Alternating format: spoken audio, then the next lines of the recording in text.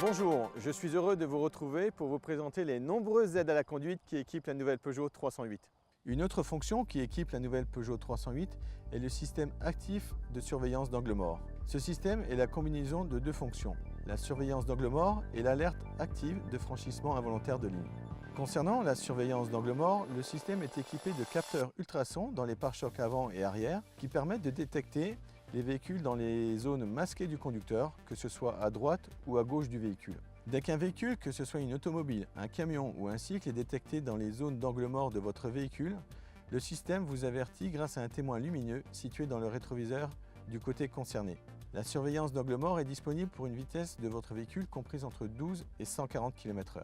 Le système devient actif lorsqu'il fonctionne en collaboration avec l'alerte active de franchissement involontaire de ligne.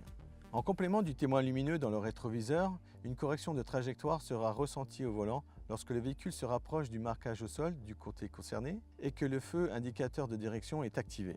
Ce système permet ainsi de prévenir les risques de collision avec les véhicules se trouvant dans votre angle mort. Cette fonction active est disponible entre 65 km/h et 140 km/h.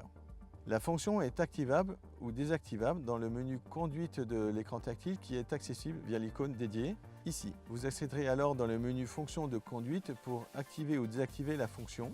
La surveillance d'angle mort s'active ou se désactive en allant chercher dans le menu le titre surveillance d'angle mort et en appuyant sur ce bouton-là.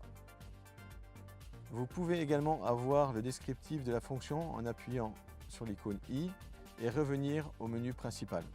A noter que la surveillance d'angle mort ne peut être active que si l'alerte de franchissement involontaire de ligne est sur ON.